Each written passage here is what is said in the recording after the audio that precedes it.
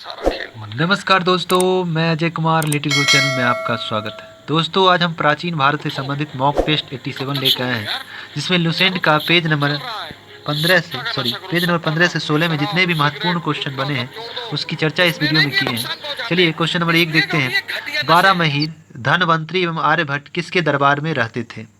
Option A Shrigupta, B Vishnugupta, C Kumaragupta, D Chandragupta द्वितीय।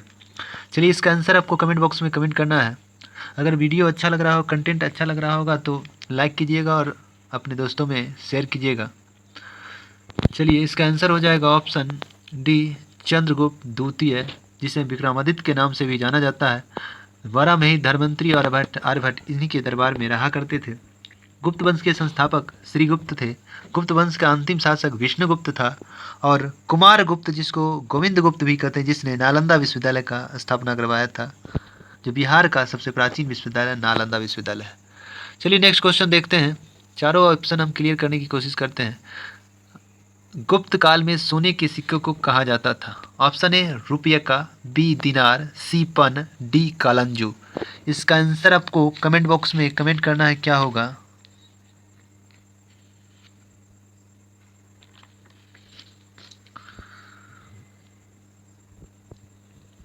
तो इसका आंसर हो जाएगा, गुप्त काल में सोने के सिक्के को दिनार कहा जाता था, जबकि चांदी के सिक्के को रुपया या रूपक कहा जाता था। तो इसका आंसर ऑप्शन बी हो जाएगा। जबकि अगर कहा जाए चोल काल में जो सोना का सिक्का चलता था उसे कालंजू कहा जाता था। चोल काल में जो सोना का सिक्का चलता था उसे कालंजू कहा जाता था, और मौर्य काल में जो चलता था उसे पन कहा जाता था। चलिए नेक्स्ट क्वेश्चन देखते हैं। 3 नंबर क्वेश्चन देखना है कि गुप्त काल में किस जाति के लोग मनुष्य का मांस देवता को चढ़ाते थे? ऑप्शन ए सबर जाति, बी मुंडा जाति, सी गौंड जाति, डी संथाल जाति। इसका आंसर आपको कमेंट बॉक्स में कमेंट करना है, क्या होगा?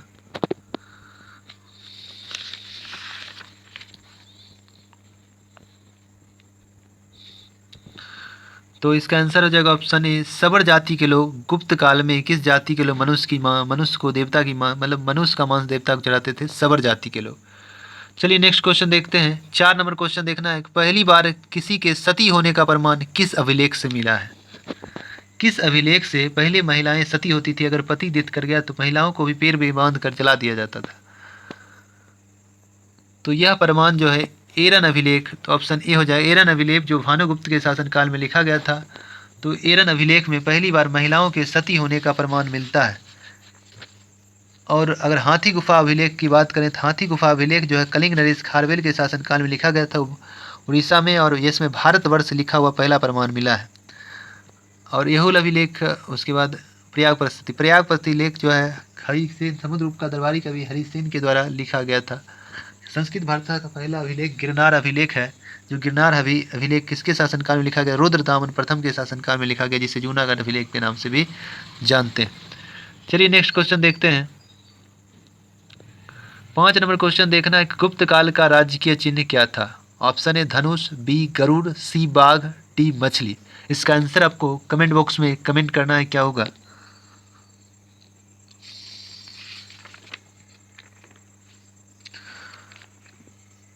तो गुप्त काल में राजकीय चिन्ह, ऐसे हम हिंट दे देते हैं कि विष्णु देवता जो है, क्योंकि गुप्त काल के जितने भी शासक थे किस देवता की उपासना करते थे? विष्णु का। विष्णु जो है जहाँ से विष्णु से कहीं अपना यात्रा करते हैं तो गरुड़ से, तो इसका प्रतीक चिन्ह हो जाएगा गरुड़। तो गुप्त काल का राजकीय चिन्ह गरुड़ था। और संगम साहित्य में 3 शासक हुए, पहले चोल, तब चेर, तब पांड्य। तो चोल वंश का प्रतीक चिन्ह बाघ था, चेर वंश का प्रतीक चिन्ह धनुष था, और पांड्य वंश का प्रतीक चिन्ह मछली था। चलिए नेक्स्ट क्वेश्चन देखते हैं।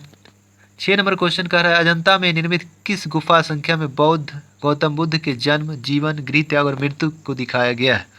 इसका आंसर आपको कमेंट बॉक्स में कमेंट करना है। गुफा संख्या 7, बी 17, सी 16 और डी 15। इसका आंसर आपको कमेंट बॉक्स में कमेंट करना है।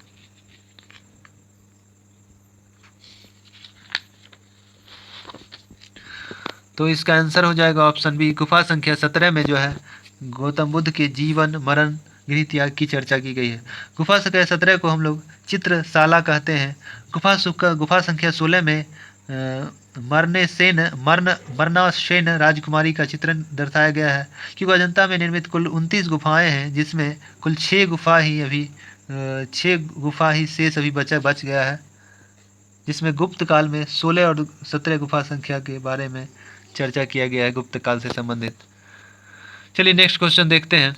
7 नंबर क्वेश्चन, अजंता की गुफा बौद्ध धर्म के किस शाखा से संबंधित है? Option A Mahayana, B Hinayana, C Vajrayana, D इनमें से सभी। इसका आंसर आपको कमेंट बॉक्स में कमेंट करना है, क्या होगा। मालूम होगा कि चौथी बौद्ध संगीति में बौद्ध धर्म 2 भागों में बटा था, हीनयान और महायान, जबकि आंशिक विभाजन द्वितीय बौद्ध संगीति में हुआ था। पहला बौद्ध संगीति राजगिरी, दूसरा वैशाली, तीसरा पाटलिपुत्रा, चौथा कुंडगम जम्मू कश्मीर हुआ था। पहले के अध्यक्ष महाकश्यप, दूसरे के अध्यक्ष सभाकामी, तीसरे के मकलीपुत्ती, चौथा का वासुमित्र, उपाध्यक्ष अशुघोष थे। चलिए इसका आंसर हो जाएगा ऑप्शन ए, महायान शाखा के अनुयायी थे, महायान शाखा से संबंधित थे। चलिए नेक्स्ट क्वेश्चन देखते हैं। 8 नंबर, सर्वाधिक भाषा में अनुवादित प्रथम पुस्तक। Option A Bible, B Panchatantra, C Quran, D Hadith. इसका आंसर आपको कमेंट बॉक्स में कमेंट करना है, क्या होगा। सर्वाधिक भाषा में अनुवादित पहली पुस्तक कहा जाए तो बाइबिल है, और दूसरी कहा जाए तो पंचतंत्र है, जो विष्णु शर्मा द्वारा गुप्त काल में लिखा गया था। विष्णु शर्मा ने पंचतंत्र की रचना की, जो सर्वाधिक प्रचलित ग्रंथ कहा जाए या दूसरी भाषाओं में सर्वाधिक ट्रांसलेट हुआ है, तो दूसरा नंबर पर है पंचतंत्र, पहला है बाइबिल।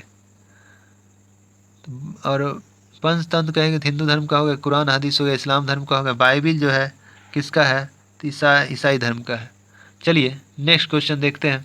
9 नंबर, गुप्त काल की राजकीय भाषा। Option A Sanskrit, B Prakrit, C Pali, D Marathi. इसका आंसर आपको कमेंट बॉक्स में कमेंट करना है, क्या होगा। तो इसका आंसर हो जाएगा ऑप्शन ए, गुप्त काल की ऑफिशियल भाषा संस्कृत थी, सातवाहन का प्राकृत, बौद्ध का पाली और शिवाजी का मराठा। चलिए नेक्स्ट क्वेश्चन देखते हैं। 10 नंबर क्वेश्चन है कि मंदिर बनाने की कला का विकास हुआ। ऑप्शन ए गुप्त काल, बी सातवाहन, सी कुषाण, डी हर्यक वंश। इसका आंसर आपको कमेंट बॉक्स में कमेंट करना है कि मंदिर बनाने की कला का विकास किस काल में हुआ था। तो इसका आंसर हो जाएगा ऑप्शन ए गुप्त काल में। चलिए नेक्स्ट क्वेश्चन देखते हैं। 11 नंबर क्वेश्चन कह रहा है कि प्रथम भारतीय पुस्तक जिसका अनुवाद यूरोपीय भाषा में, अंग्रेजी भाषा में किया गया। Option A Mrichchhakatikam, B Aryabhattam, C सूर्य सिद्धांत, डी अभिज्ञान शाकुंतलम। इसके बारे में आपको आंसर आपको कमेंट बॉक्स में कमेंट करना है, क्या होगा। अभिज्ञान शाकुंतलम कहा जाए तो कालिदास द्वारा लिखा गया था, जिसमें राजा दुष्यंत और शकुंतला की प्रेम कहानी का चर्चा किया गया है। तो इसका आंसर हो जाएगा अभिज्ञान शाकुंतलम, ऑप्शन डी हो जाएगा। आर्यभट्टम सूर्य सिद्धांत पुस्तक किसने लिखा, तो आर्यभट्ट के द्वारा लिखा गया, जबकि मृच्छकटिकम शूद्र द्वारा लिखा गया। मृच्छकटिकम क्या है, नाटक है, जिसका अर्थ होता है मट्टी के खिलौने गारी। चलिए नेक्स्ट क्वेश्चन देखते हैं। 12 नंबर क्वेश्चन है, किस शासन काल को भारतीय इतिहास का स्वर्ण युग कहा जाता है। ऑप्शन ए गुप्त काल, बी कुषाण काल, सी हर्यक काल, डी सातवाहन काल। इसका आंसर आपको कमेंट बॉक्स में कमेंट करना है, किस शासन काल को भारतीय इतिहास का स्वर्ण काल कहा जाता है। तो ऑप्शन ये हो जाएगा गुप्त काल। चलिए नेक्स्ट क्वेश्चन देखते हैं। 13 नंबर क्वेश्चन, वकाटक वंश के संस्थापक कौन थे। ऑप्शन ए सीमुख, बी बिंध शक्ति, सी तोरमान, डी पुष्पभूति। इसका आंसर आपको कमेंट बॉक्स में कमेंट करना है कि वकाटक वंश के संस्थापक कौन थे। तो वकाटक वंश के संस्थापक बिंध शक्ति थे, ऑप्शन बी हो जाएगा। सातवाहन वंश के संस्थापक सीमुख थे। पुष्पभूति वंश के संस्थापक पुष्पभूति थे। हुन वंश के संस्थापक तोरमान थे। चलिए नेक्स्ट क्वेश्चन देखते हैं। 14 नंबर क्वेश्चन देखना है, चंद्रगुप्त द्वितीय की पुत्री प्रभावती गुप्ता का विवाह करवाया गया था। ऑप्शन ए विंध्य शक्ति, बी प्रभसेन प्रथम, सी रुद्रसेन प्रथम, डी रुद्रसेन द्वितीय। इसका आंसर आपको कमेंट बॉक्स में कमेंट करना है, क्या होगा। चंद्रगुप्त द्वितीय की पुत्री प्रभावती गुप्ता का विवाह किस वकाटक राजा से करवाया गया था, यही ना हो जाएगा। तो वकाटक नरेश रुद्रसेन द्वितीय से करवाया गया था, तो ऑप्शन डी हो जाएगा। चलिए नेक्स्ट क्वेश्चन देखते हैं। 15 नंबर क्वेश्चन कर, सेतु बंध की रचना किसके द्वारा किया गया। सेतु बंध किसके द्वारा लिखा गया है। ऑप्शन ए विंध्य शक्ति, बी प्रभसेन प्रथम, सी प्रभसेन द्वितीय, डी रुद्रसेन द्वितीय। इसका आंसर आपको कमेंट बॉक्स में कमेंट करना है।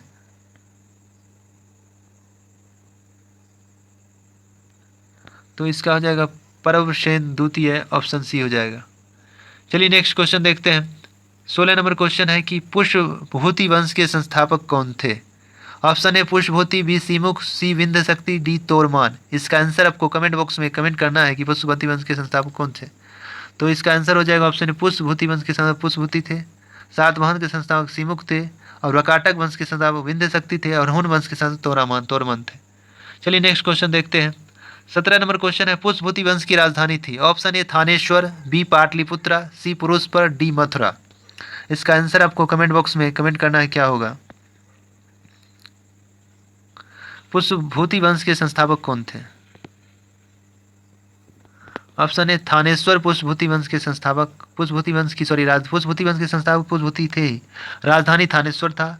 गुप्त वंश का राजधानी पाटलिपुत्रा, और कुषाण वंश के कनिष्क की राजधानी पुरुषपुर दूसरा मथुरा बनाया गया था। चलिए नेक्स्ट क्वेश्चन देखते हैं। 18 नंबर क्वेश्चन, उत्तर प्रदेश में दशावतार मंदिर है, किस नदी पर तट पर बनाया गया है, किस नदी के तट पर स्थित है। Option A Rapti, B Yamuna, C Ganga, D Betwa.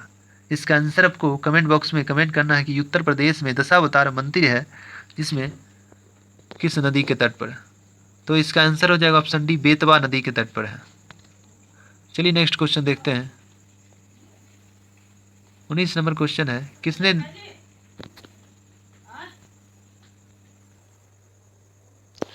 किसने निर्धन ब्राह्मण के साथ वैश्या का प्रेम वर्णित है। मतलब किस पुस्तक में निर्धन ब्राह्मण और वैश्या के बीच प्रेम प्रसंग के बारे में चर्चा किया गया है। Option A Mrichchhakatikam, B Aryabhattam, C Surya Siddhantam, D Abhijnana Shakuntalam. इसके बारे में आपको कमेंट बॉक्स में कमेंट करना है क्या होगा। निर्धन आदमी है, पूरा भिखारी है, ब्राह्मण है, निर्धन ब्राह्मण है, और एक वेश्या से प्रेम हो गया, इसके बारे में किस ग्रंथ में किस में चर्चा किया गया है। तो इसका आंसर हो जाएगा मृच्छकटिकम, जो शूद्रक द्वारा लिखा गया था, जिसे मिट्टी का खिलौना कहते हैं, खिलौनागारी, इसमें चर्चा किया गया। चलिए नेक्स्ट क्वेश्चन देखते हैं। 20 नंबर क्वेश्चन कह रहा है कि गुप्त काल में श्रेणी के प्रधान को क्या कहा जाता था। ऑप्शन ए ज्येष्ठक, बी रहट, सी चाट, डी भाट। इसका आंसर आपको कमेंट बॉक्स में कमेंट करना है क्या होगा।